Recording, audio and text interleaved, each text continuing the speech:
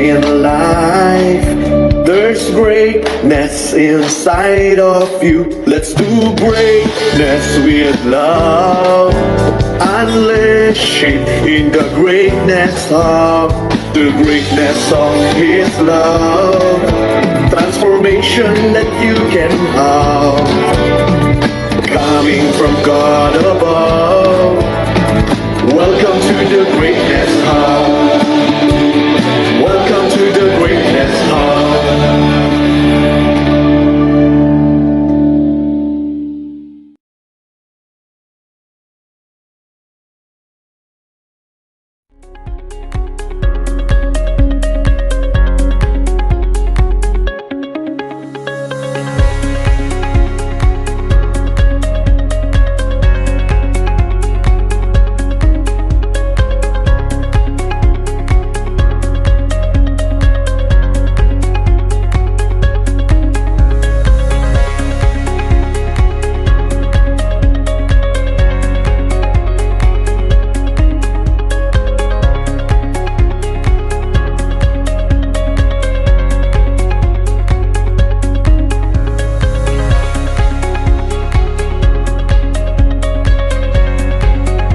Travel for More, your travel guide online show. Come and join Coach Yanni as he shares greatness in the Travel Guide online show. Travel for More, live every Tuesday 3 to 4 p.m. on the Greatness Hub online channel. The Greatness Hub. Together, let's discover, develop, and dominate our greatness within.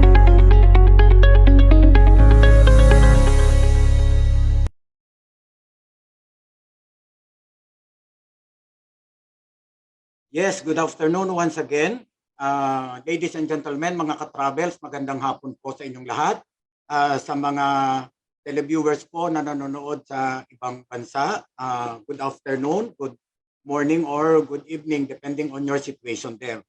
So once again, this is Coach Yanni, and this is Travel Pa More, your travel guide online show.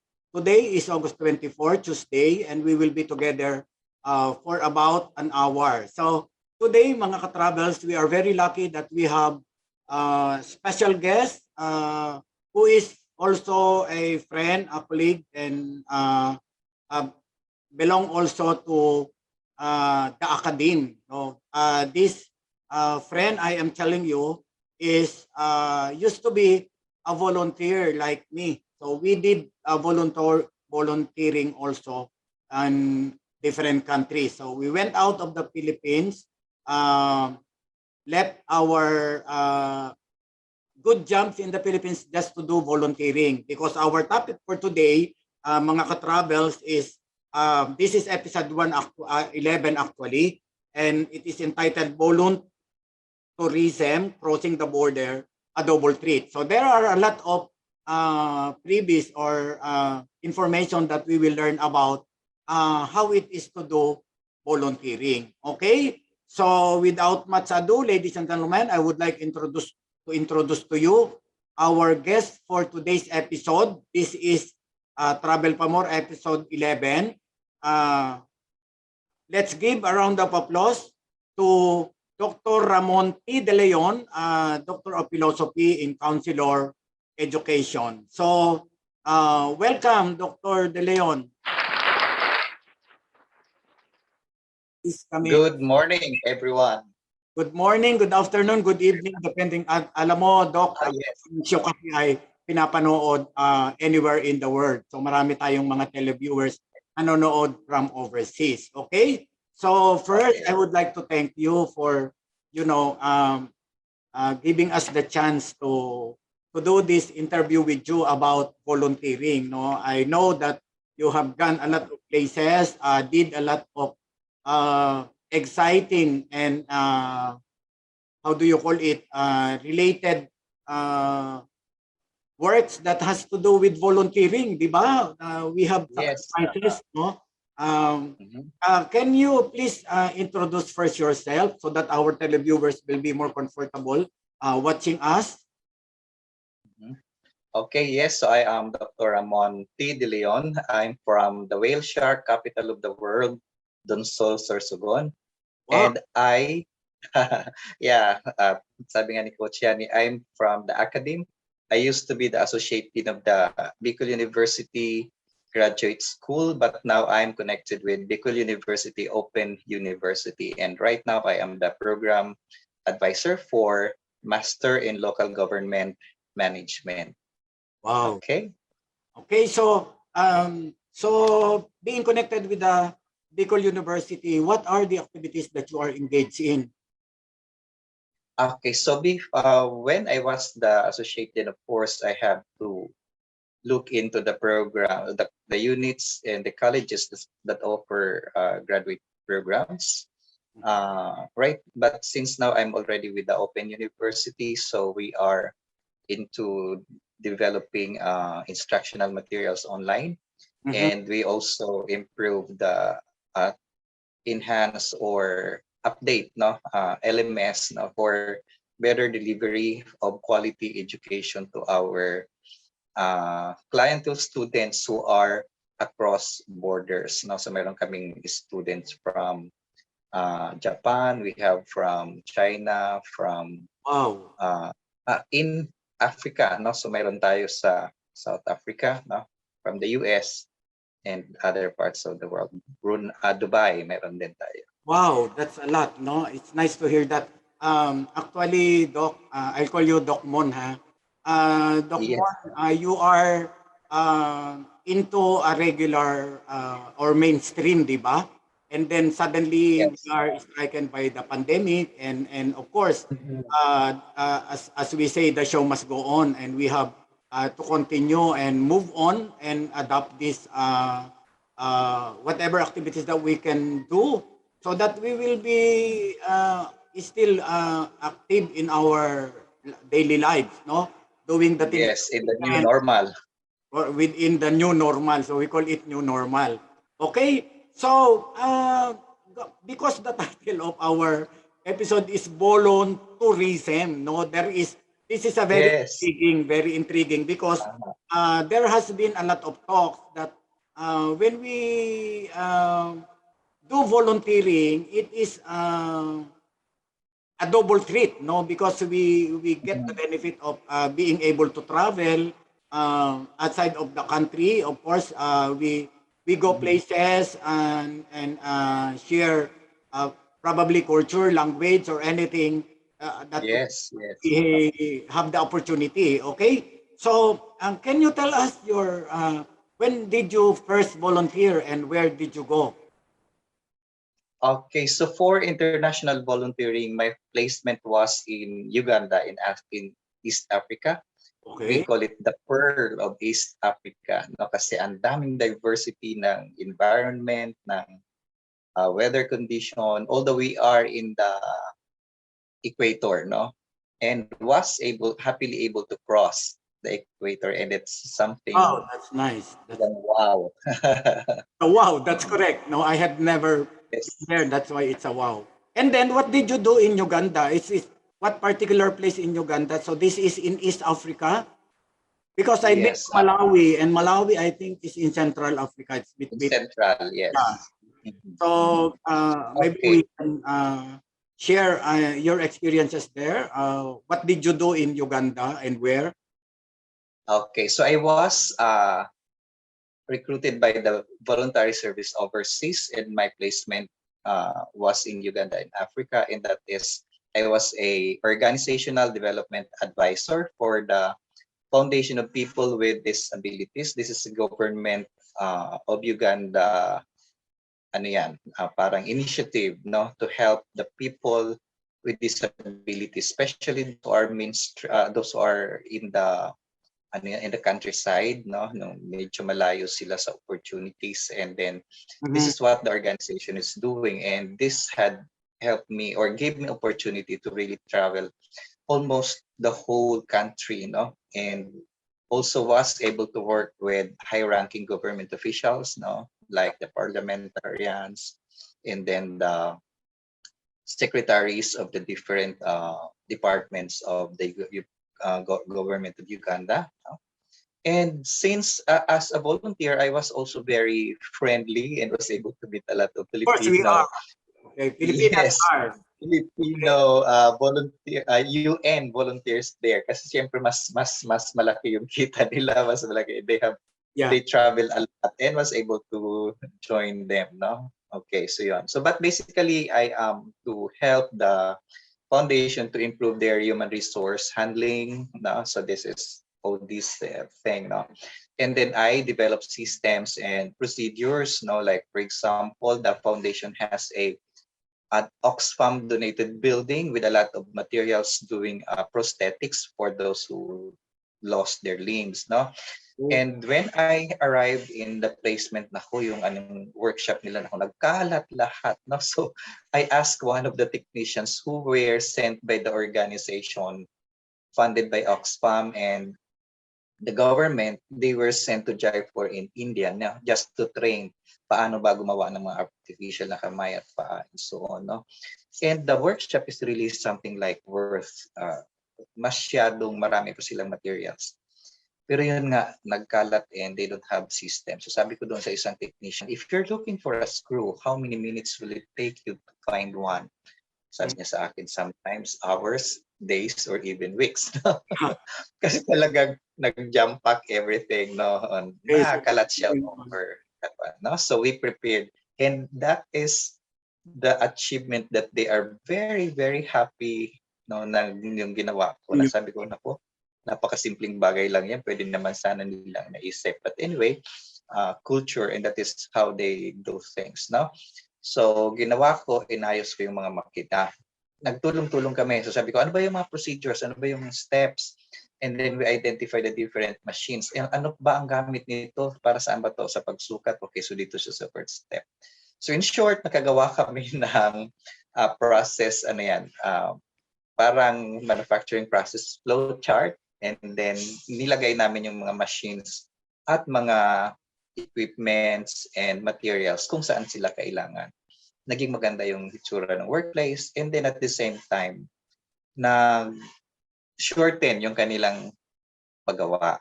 So yun yung napakasimple, pero to them it's already an achievement of a volunteer nila doon sa Nakakatuwa workshop. naman. So, ibig sabihin, malaki ang naitulong mo. Probably you have come up with a manual, no, that would Sort of, yes. define the different processes and then make it the whole system that works for them.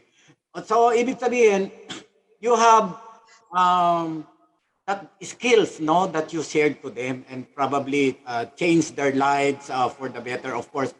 How do you relate? Before when we were recruited, no, because I was also a volunteer of BSO. Your skills will be identified accordingly to the placement need. Okay. So how did you relate your skills before you left the country? What were you doing in the Philippines?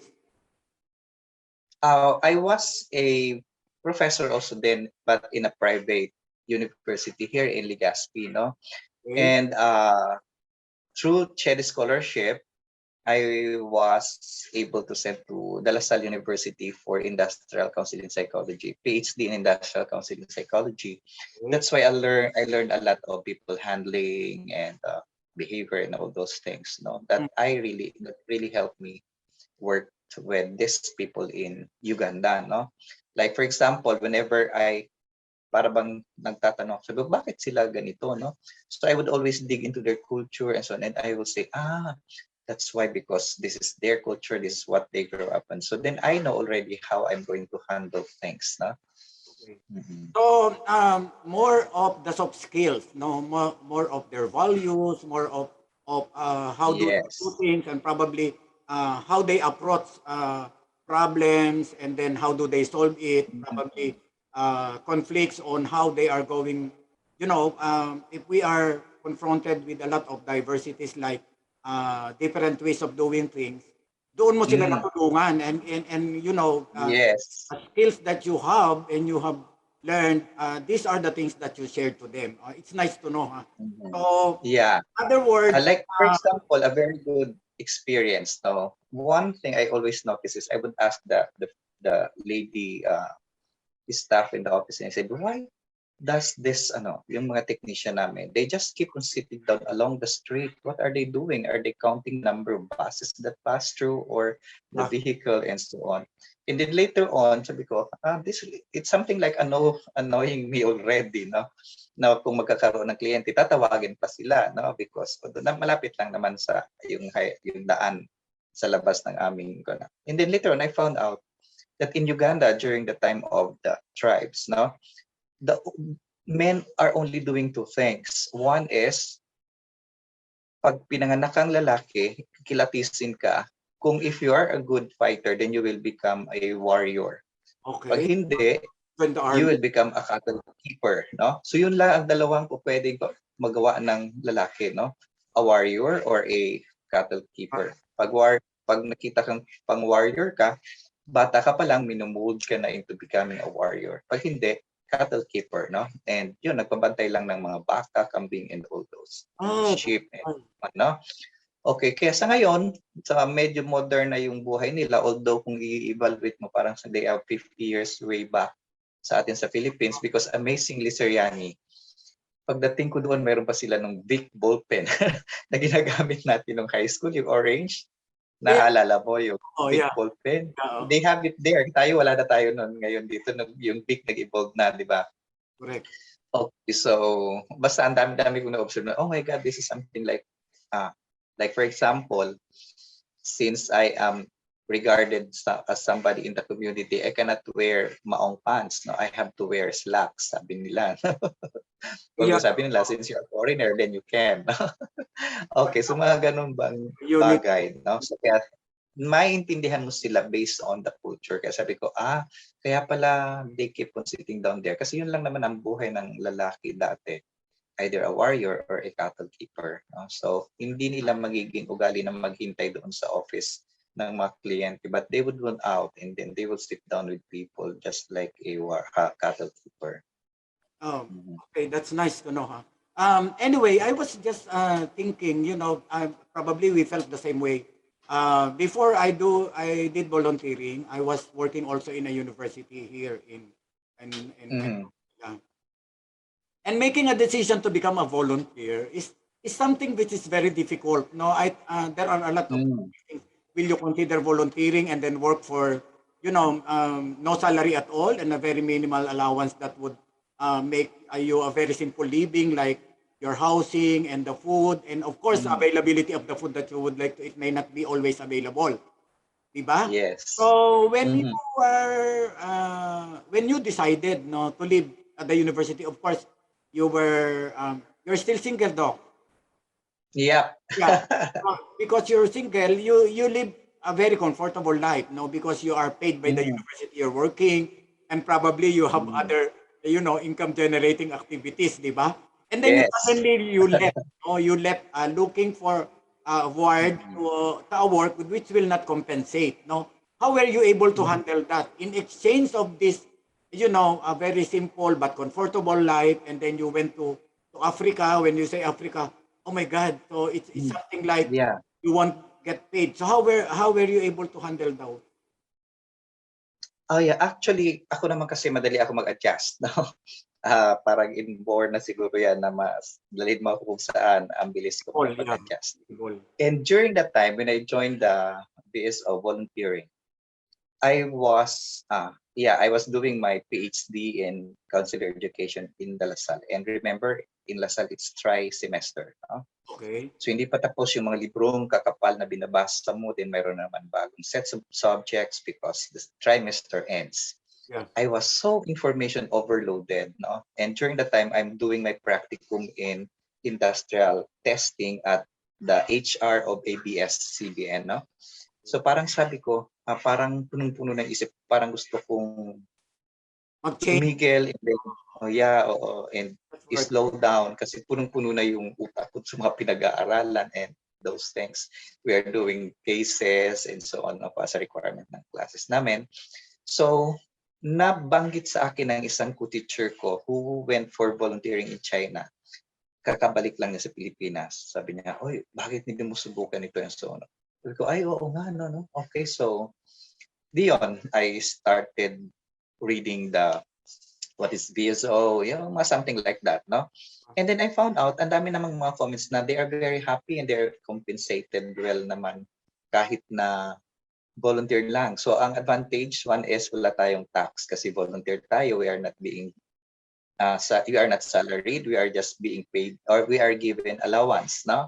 Yeah. Pero yung allowance natin during those times, since it's something like pounds, no? During our time, medyo 2007 ako nag-volunteering, medyo mataas pa noon yung pounds, no? So yung conversion medyo malaki. And then and then sabi ko, since ako naman pagka sa isang lugar, I always prefer doon sa mga countryside, no? Mas mababa. Palibasa economist ako sa aking undergrad. Yeah. So hinahanap ko yung mga mababa ang cost of living and so on, no?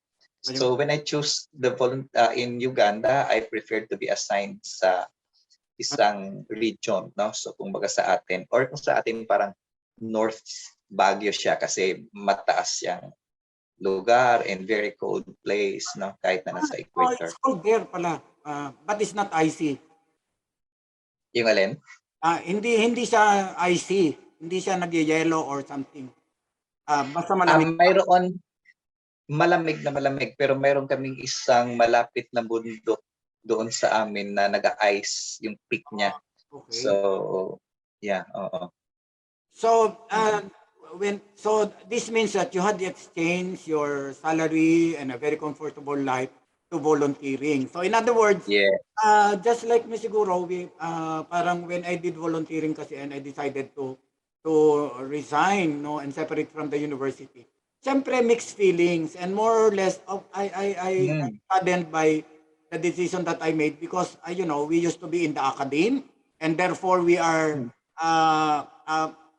we always make sure that we are where the action is, di ba? So therefore, biglang nabago na parang sa Africa, ako kasi I was sent in Nepal.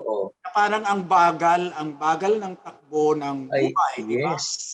So parang nakakainip or something. But there are a lot of advantages also. Of course, number one of it is travel, di ba?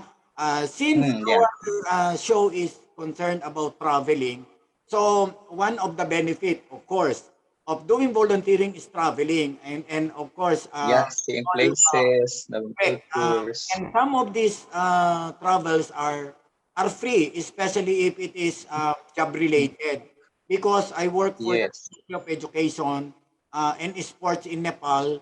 So one of my function is inspection, monitoring and evaluation of the schools all over Nepal. So I get a lot of travels too. And they are paid travels, so and with allowances sometimes to support your needs in traveling. But because of that, we learn to go places. No, I think the passion for traveling has been associated with our volunteering. That's why it is volun-tourism. Volun-tourism. So aside from travels which are job related, where else did you travel within or after your volunteering period? Yeah. Okay. So related to what you said na parang yung pag-volunteer natin is volunteerism, touring also because really mabagal nga yung takbo ng buhay doon, no? So one time I recall this experience, no? Pinatawag ako ng main office ng BSO doon sa Uganda, BSO Gitole. And then biruin mo nag-travel akong 8 hours kasi parang Baguio yung lugar ko pabalik ng Kampala is the capital city, no? And you know what? Kung ano lang yung sasabihin sa akin sa office, Lamon, you have to do things umpula. I mean to say, try to learn to make it a little bit slow, no? Because nai-stress na pala yung mga tao sa organization kasi I would always give them deadlines. Okay. So sabi nila sa akin, help them to think of new things to do and so on, but do not give them deadlines. They are already complaining like you are already harassing them in terms of time and schedule. Tayo, oriented kasi tayo and we want that's the training so sabi ko, from the academy. So actually medyo na-stress ako noon, so I talk with fellow Filipino volunteers. Sabi ko, ano ba yan? Parang pinatawag ka, just sabihin sa'yo na bagal-bagal, slow sa ginagawa mo. Sabi ko, ano nang gagawin natin? Sabi nila, yun nga, mag-join ka na lang kasi mag-join sa mga puti kasi sila mahihilig mag-tour. And that is what we Oo. did, no?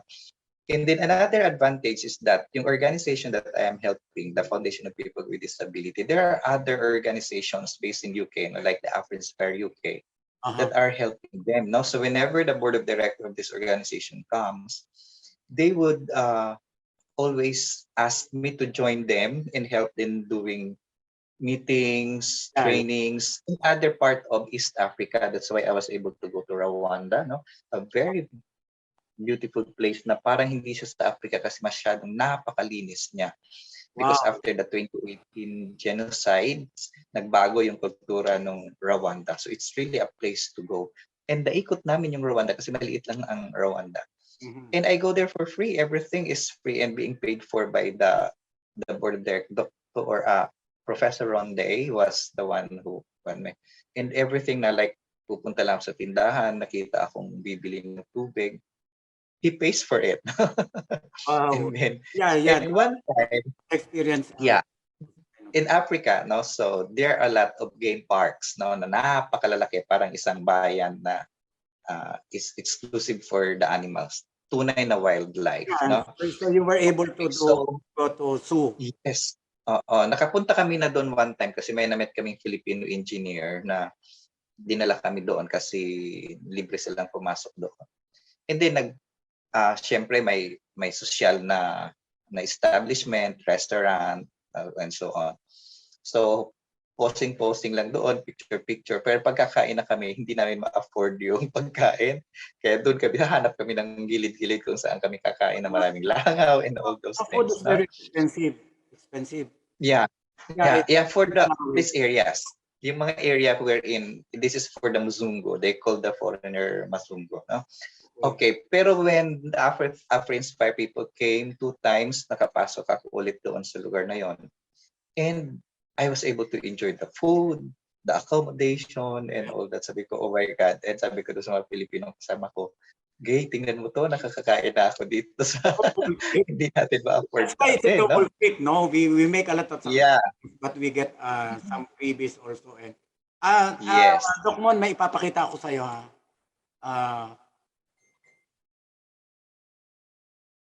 Wait. I'm going to share a screen for you.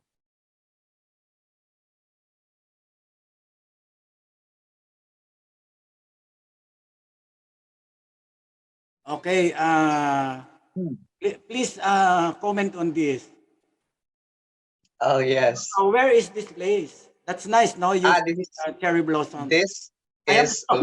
already. I'm sorry, I have distorted some of your pictures in your Facebook page. Oh, yeah.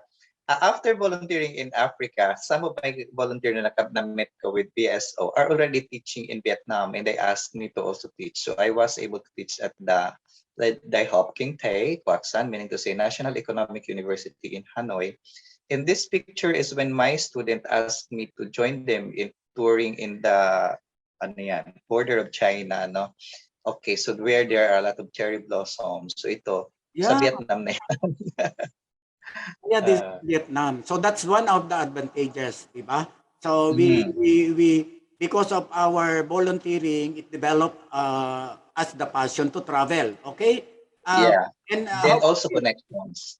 Oh yeah, so this is one of the tourist destination in my workplace. So I was assigned in Kabale, and that is in the north western part of Uganda, no? okay.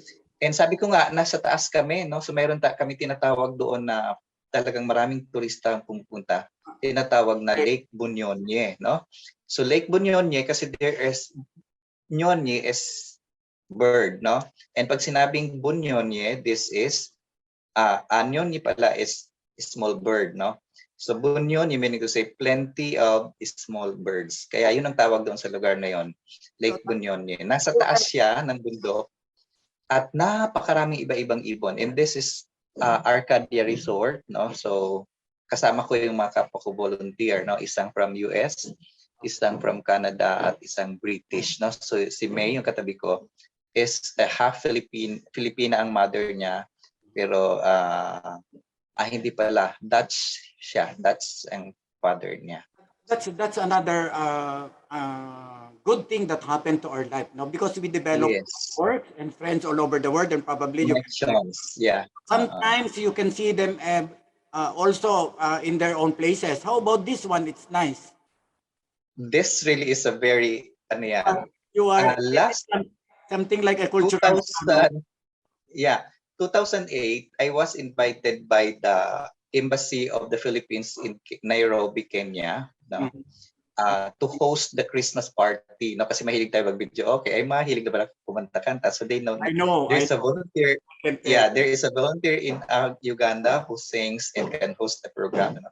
So Christmas party ng ano yan, ng Filipino community. Embassy ng Pilipinas, Filipino community. So I was invited. Siyempre for free, sila yung gumastos ng lahat. Papunta ko including So how long accommodation. you took a flight or what? Hindi, cross-border lang, by land. Tama. Okay, so Border. alam mo kung anong nangyari? During that time, nagkaroon ng presidential election at nag-away yung dalawang tribo. Kikuyu tribe. So naipit kami doon, no? So lahat ng mga BSO volunteer ay inipon at nilagay sa isang hotel, no? To the Mombasa Beach Resort. It's a 5-star That's another seafront nice hotel. experience.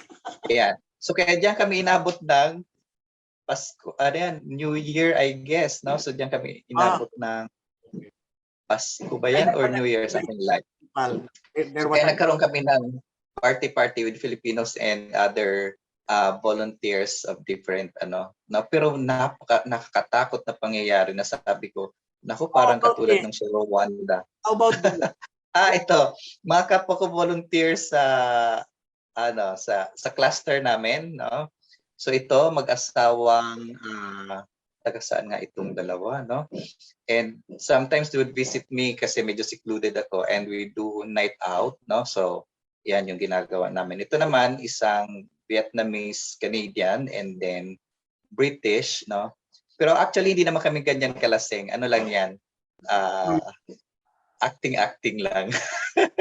And this last one is also part of yeah, so this is an Irish guy, no? And galing kami sa isang night out in Kampala, the capital city. So pagdating namin sa accommodation ni Gay is also a Filipina accountant, no? Okay. So nagluto kami ng noodles, no, para makaraos yung yung another kalasingan. We have nothing. We have noodles and we are used to this. Okay. Yeah. Do you remember this? Yeah. So when I was already in Vietnam and you visited me there after your volunteering. Nice. I cannot forget this experience because you see, you have been singing and it's amazing that I saw. Yeah. Remember this Filipina?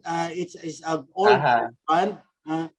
We have a lot of fun there. I think what's the name of the hotel?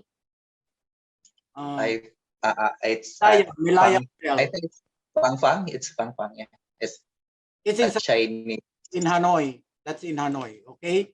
And then we are by the lake. What's the name of the lake? Wang Kim Lake. Wang Kim Lake. Wang Kim. Okay. Yeah. And this one some of the temple. This one is the museum of naandyan nakalibing si Uncle Ho Chi Minh. Yes. It's a very significant historical. Yes. Ho Chi Minh is something like Jose Rizal natin. Okay. It's a hero. And this is where you taught, I think. Yeah, so that is the university where I taught the Dai Hop King Tay Kwaksan. Economic University. Okay, nice. No? So a lot of good things that happened in exchange of, we made sacrifices also leaving our family behind. Yes.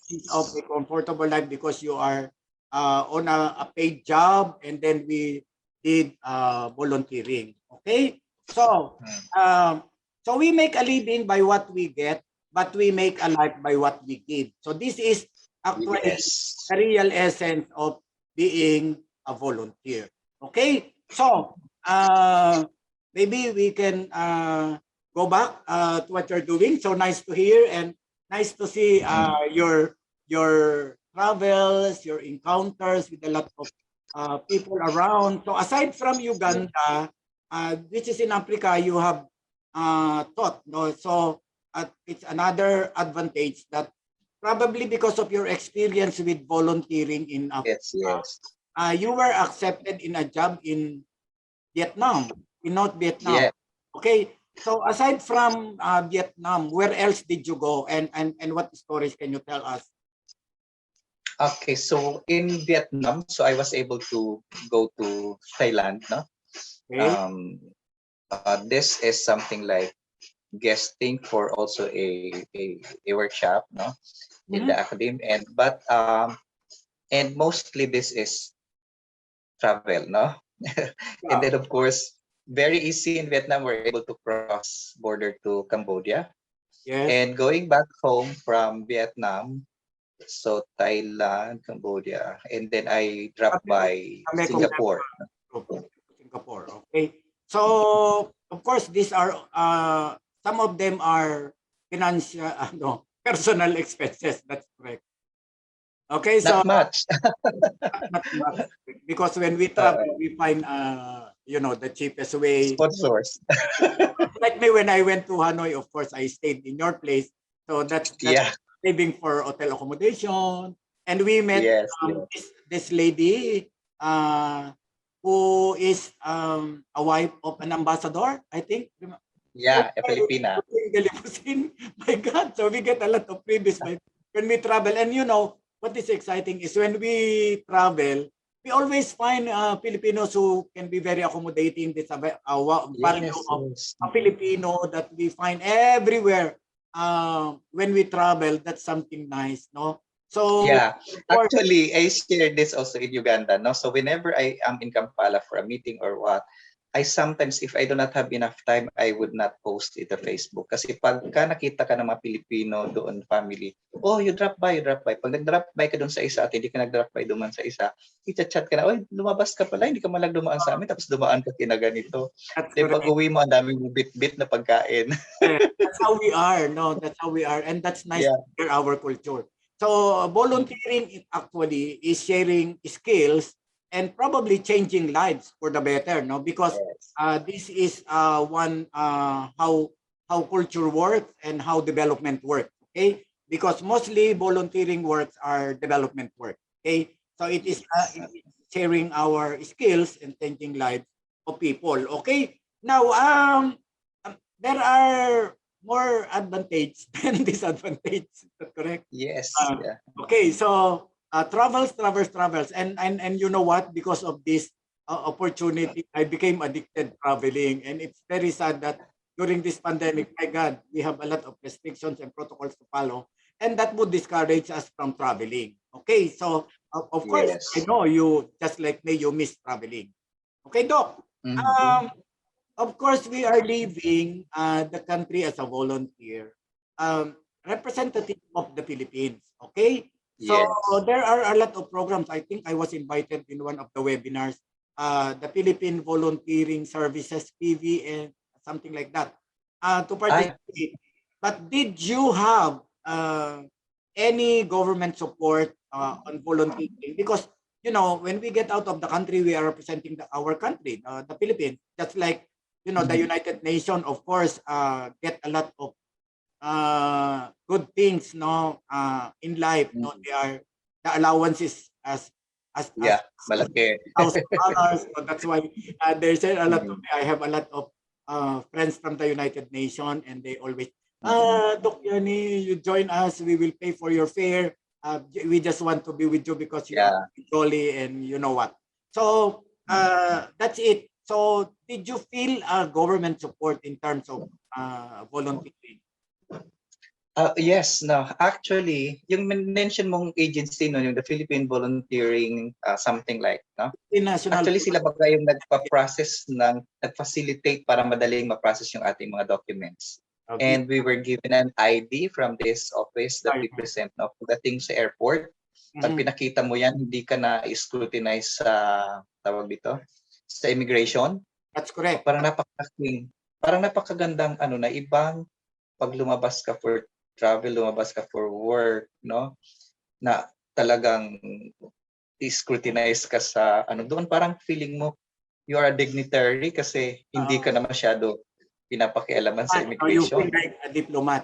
But we still pay Mhm. our travel tax. That's because the United Nations get this Mm. free, but we still pay for the tax, no? So that's Yeah, yeah. the difference. Okay, so from being a VSO volunteer, Yes. we still pay for our travel tax because we are not included in the list for those who will get your travel tax for free. Okay, so Yes. I have a friend lawyer who works for the Jago. This is in Philippine Air Force. That when you are a volunteer, you are treated as a consultant. Okay, and then Yes. as a consultant, people uh, uh, look up at you as somebody who have achievements, somebody who have uh, Mm. done good things, remarkable uh, works that you have done anywhere as probably as an employee or as a member of any organization, and that puts you on. No, people look Yes. at you, and then you are respected, and that's one of the hidden advantages of being a volunteer. Yes. Okay, so Mm. um, after your volunteering is only once. So we stayed in the volunteer for about 2 years, right? Yes, yes. For 23 months in Nepal because I was offered a paid job in Malaysia, in a university in Malaysia. So I left earlier that 24 months contract plus the 2 months Mhm. immersion for language training. Remember, we are bound Yes. to do culture and language training prior Yeah, yeah. commencing our Mhm. post. I left 23 months because I am already late with Malaysia University work, which is paid more or less a comfortable uh, amount of money that would sustain my needs. Okay, so aside from Uganda, did you re-volunteer or work somewhere else? Yeah. Mhm. Actually, sabi sa akin ni Judah, remember yung nagpa-process sa atin in the That's PSO? correct. Sabi niya, "Hey, Sir Mon, since you are very, ano na dyan sa sobrang labig na lugar, the next one, if you're going to revolve, we place you in Mongolia, no? Pero Mhm. nung nagbalik ako sa Pilipinas, bigla ko nakita may posting sa Afghanistan, no? And I was really, gustong-gusto ko makarating na Afghanistan and live the life of these Muslim people kasi nagkaroon ako ng chance mag-travel sa ano yan, sa Mombasa in Kenya na-host kami ng isang Muslim family, no? And the island is very wonderful. So, sabi ko parang gusto kong balikan yung ganong sitwasyon, no? So Afghanistan, and the paper is being processed already, but eventually it was shut down because volunteers are not anymore allowed to Yeah, I was in Nepal, I think, during that time. travel to Afghanistan dahil doon sa But gulo, at no? this time, would you like to Mhm. go to Afghanistan? Yeah. At this time, Still, yes. aside from, Eh, yeah, kasi, in spite of kasi Afghanistan now. Kasi anyway, 'di ba, medyo nilalagay naman tayo sa mga safe na lugar and so on. And what is good is because they take care of us. Mm, They have the responsibility of taking care of us, especially our safety. yes. Yeah. Yeah. Katulad Of course. noong naipit kami doon sa civil war sa Kenya, no? Kamuntik nang i-airlift kami to UK, no? Nung lahat ng volunteer. And then Although nagsuka. another concern, Doc.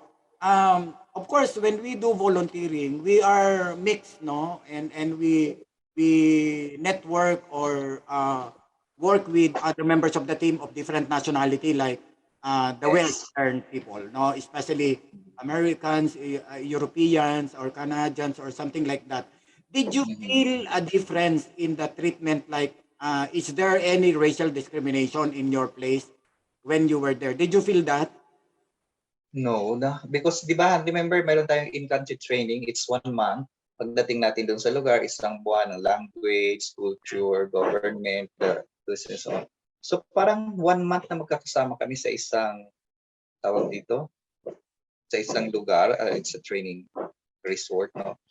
So para kaming family na. Then pagdating mo doon sa lugar na lalagyan mo, parang region nga kunwari, i-welcome ka ng lahat ng mga volunteer, di ba? So, Yeah. mayroong isang gabi na dinner na i-welcome ka nila and so on. Then you come to talk to each other. Tapos pag mayroon kayong mga problema, halimbawa, may problema kami doon sa security or whatever, Okay. Or please. we can easily contact our co-volunteer within the area, yung tinatawag namin na cluster namin. Okay. So, hindi naman. They would always, in fact, I have this British guy na pag mayroon kayong mga workshops, sabihin niya, Mon, I already booked us, so we will have the same room and so on. Sabi ko, oh my God, ito na naman yung ang hiling magkwento na antok ka na talaga. Makikinig ka pa sa kwento niya. Hey, Doc Mon, we have a very Yeah. limited time, no? But we are very thankful that, you approve us of having you guest and share your story of volunteering. It's really fun, and there are lots of learnings about volunteering. Do you have any advice, no, or for your last words before we end the show? Do you have any advice for people, no, especially experienced or younger ones who would like to do volunteering or probably convince them of the volunteering work? Is there any advice to tell them? Yeah, actually, one of our co-volunteer there, a 24-year-old American, no, Liz, is a very young lady, and I asked her, why do you go on volunteering now? Because in America, you cannot get this title. Like, for example, I am a organizational development advisor, no? And then she was something like technology advisor, something like. In the US, you cannot, at your young age, you cannot get this title. So it enriches our credentials. No? So one good things in going to volunteering. And then yun na nga, ang sarap ng nakakapag-contribute ka sa pagbabago ng buhay ng mga tao. Kasi if you are a volunteer, ka naman siyempre ilalagay doon sa mga developed countries, but doon ka ilalagay sa mga underdeveloped and developing countries, and you will see their lives, no? And makikita mo kung ang sarap na nakakatulong ka on how you are going to yung napapakinabangan yung skills mo para ma-improve yung buhay nila, no? But in the process, you also learn a lot and you grow more. Like for example, naipta ko ng armed conflict, no, doon sa Kenya, and then nagka-Ebola virus doon sa lugar namin, and we were locked down. Kaya nung lockdown dito sa Pilipinas yung COVID, parang hindi na ako nagulat, no, because I experienced that already, no. Oo, pero kung hindi siguro sa volunteering, baka ano ba to, may stress ako and so on. But no, I know already kasi yung Ebola virus is really very deadly. One thing, no? So, maybe we can have a part 2 of this interview, and maybe talk about something else like travels that you have made aside from So and the dangerous side, no, ng travels, napakaganda kwento. Of course, the greatness is the great stories that we can we discover ourselves, things that we can we believe that we cannot, but we can do, and then we dominate our greatness within ourselves is the one of the of our shows. Okay, so with that, Doc Mon, thank you so much, and we owe you a lot. We do not know what to say to thank you to this. So, to our televiewers, ladies and gentlemen, we would like to thank our guest speaker for tonight. This afternoon, kasi alas 3 mag-aalas 5 na mamaya, so kala ko gabi na. Okay, so ladies and gentlemen, let's give another round of applause. Dr. Ramon T. De Leon from Bicol University. Thank you so much, Doc. Thank you also for the opportunity. Yes. Yeah. Thank you very much. Welcome. So there you are, ladies and gentlemen, mga ka-travels.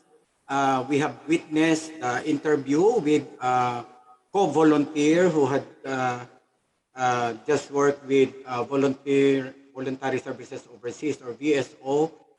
This is an organization which is based in the UK. So a lot of learnings we have after the interview about volunteering and of course touring the world and seeing other parts of the globe just because we get this as a benefit by being a volunteer. So, di po ba maganda po yung karanasan na nakapag-travel po tayo because we did volunteering work.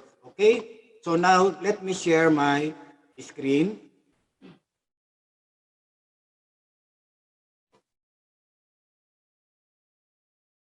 So, we're talking about volunteering.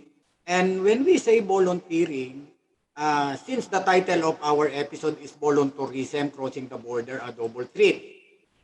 When we say volunteering, this is a voluntary act of an individual or group freely giving time and labor for community service or probably in development works, particularly in a developing country anywhere in the world. Usually, VSO or Voluntary Services Overseas works for developing countries in Asia Pacific, and volunteers are coming from different parts of the world like from the US, Canada, Australia, from Europe, different countries in Europe, and of course from Asian and African countries too. Okay? So, when we say volunteering, it can help you learn new skills, gain experience, and sometimes even enrich your qualifications. Remember, after your volunteering work, we become more qualified.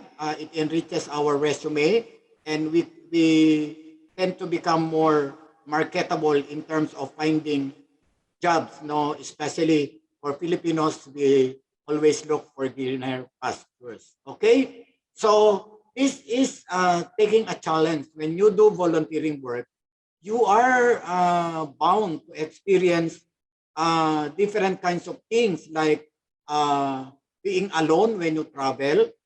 That's one, and doing some works which are maybe related, no, but that's exactly what we do in the Philippines. So another experience enriches you being a person, and that being able to discover and develop yourself into somebody else that you can do things you won't even think that you are able to do.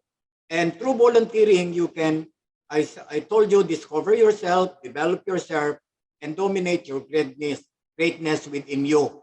And sooner or later, you are bound to do works. Probably you are hired by other organizations where you can share again your skills which are learned from volunteering, and that you change other people's lives. Okay, so the benefits, to summarize what we have done in the interview, is that you gain more confidence. Okay, by trying something new and build a real sense of achievement. So I told you before that when you do volunteer, you are treated as a consultant, and therefore being a consultant earns respect a lot from the community, the organization, or any part of the world that you travel. If they learn that you are a volunteer and you are an advisor, then you get more respect. Okay? And then it makes a difference. So positive, there is a positive effects on the people, the community, and the society in general. So if you did volunteering, people give you in a position that you will never imagine that you will be treated differently because of your being a volunteer. So you meet different people. So it establishes connection.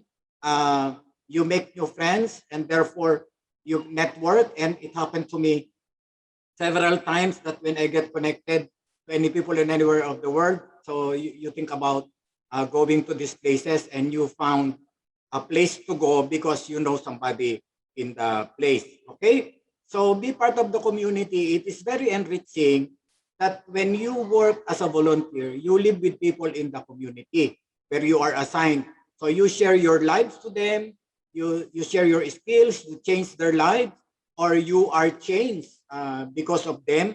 And then you share the culture, probably the language, if you are into it, and you are bound to learn the language in the community, and that's another achievement in your life.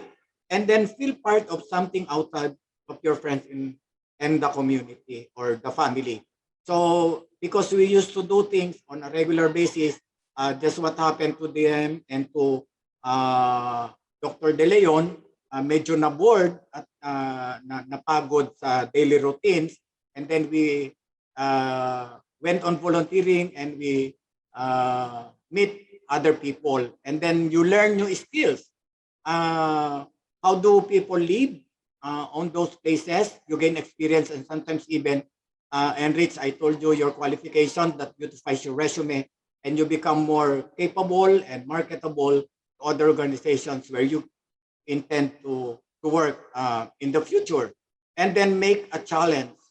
Try something different, achieve personal goals, practice using your skills, and discover your hidden talents. I was saying that you don't believe that you can do it, but actually you can. And then when you do volunteering, you have fun, you have great time regardless of why you do it, how you do it, where you do it. It is enjoyable job. Okay, so if you have the opportunity and you have the time and it is your passion, then do volunteering and travel the world.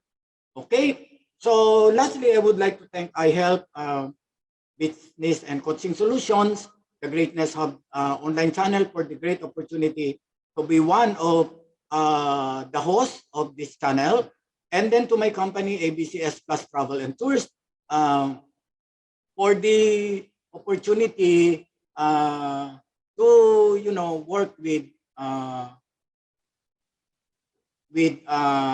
certain activities like doing this. Now, in order to communicate with us, you can send us an email at abcsplustravel@gmail.com, or you can visit our website www.wcatravel.com/abcsplus, or you can send messages or call our mobile number 0915-501-5637. Okay, now before I end, I would like to invite you to all our great shows. We call it Tuesday Power of Greatness. This happens every Tuesday. Of course, 3 to 4 p.m., Travel Pa More by Coach Yanni. We have 4 to 5, Great Shopping by Coach Harvey.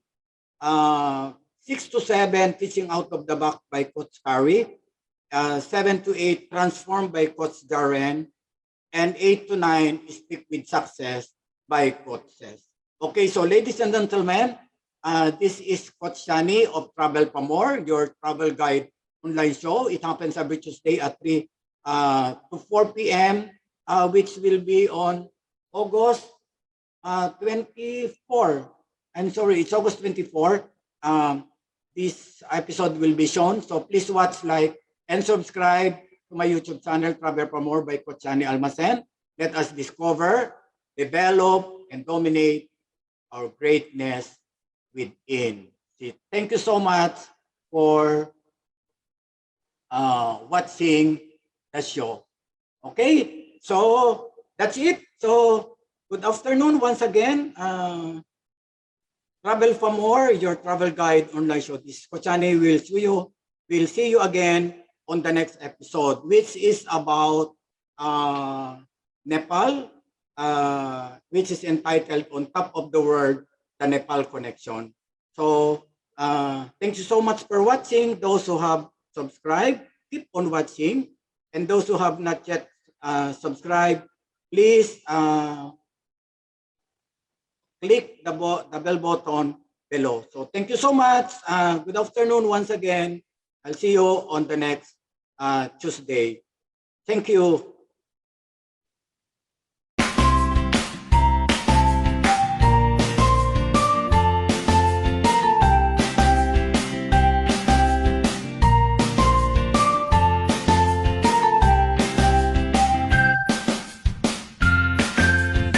ABCS Plus Travel and Tours, WCA Travel Affiliate, is dedicated to provide affordable, quality, competitive travel and hospitality products and services to every lifestyle-conscious consumer all across the globe.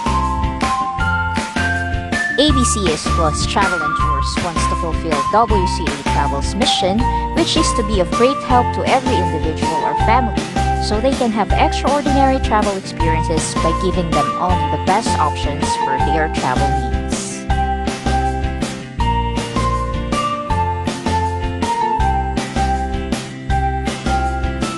Book with us and enjoy big discounts, awesome promos, and tour packages.